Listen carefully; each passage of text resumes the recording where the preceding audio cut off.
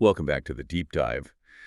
Today we're unpacking something that feels incredibly simple on the surface, but is actually a total minefield of unwritten social rules. Yeah, we're talking about American small talk. Exactly.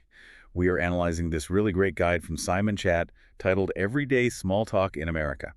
It's such a fascinating piece because it treats small talk not as just, random chatter, but as a scripted performance. Right, the premise isn't that Americans just genuinely love talking about the weather. It's that these specific phrases, these scripts, they're tools. Yeah, They're designed to bridge the gap between stranger and acquaintance without actually committing you to any sort of real relationship, that is exactly the core philosophy the source opens with. They call it the 30-second chat. which I love. Right, because the goal isn't deep connection, it's just acknowledgement. It's a way of signaling, I see you, I am polite, and I am safe in a very short window of time. Which is why the duration is so critical here.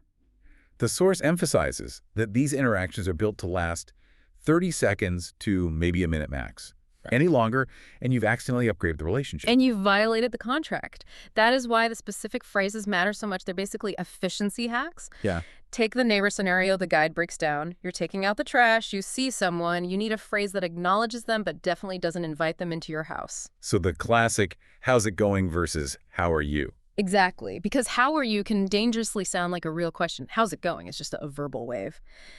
But the source highlights a specific response here that confuses a lot of non-native speakers and honestly some locals too. Oh, the phrase. Tell me about it. Yes. This is the most counterintuitive script in the whole deck. Linguistically, it's a direct command. Tell me about. Yes. But socially, it means the exact opposite. It really does. In this context, tell me Okay. about it. It is just code for I agree entirely, and I am also frustrated. It is almost exclusively used for negative shared experiences. Traffic humidity Monday mornings. Right. So if I say to you, traffic is a nightmare, and you say, tell me about it, and I actually start listing the streets I took. You've failed. Please. You missed the cue entirely.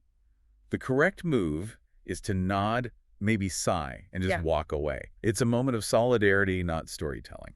It's fascinating how much of this relies on shared misery, Yeah. which actually brings us to the workplace.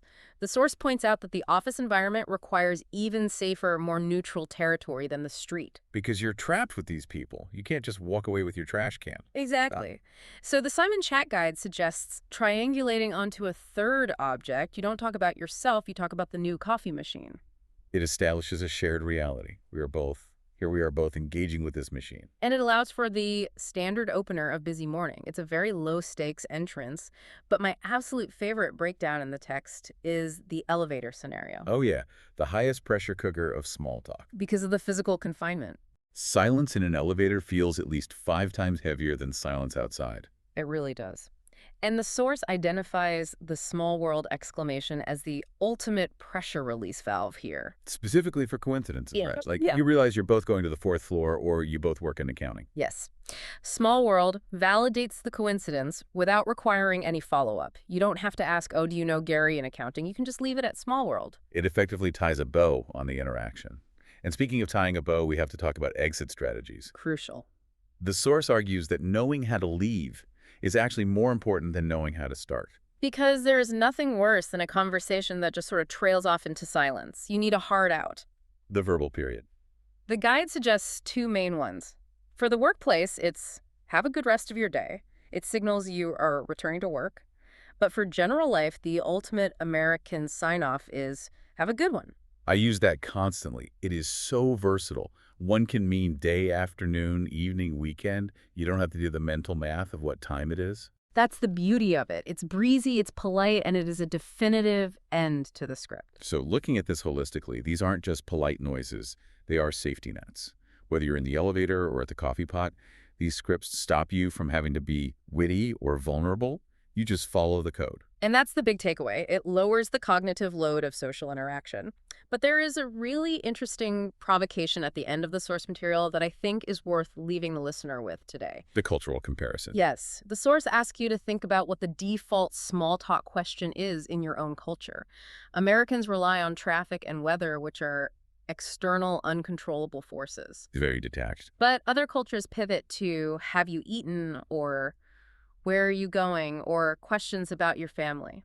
So as you go about your day, pay attention to that automatic question you ask a stranger. Does it look outward at the weather or inward at the person? It might say a lot more about your culture's values than you think. Thanks for joining us on this deep dive.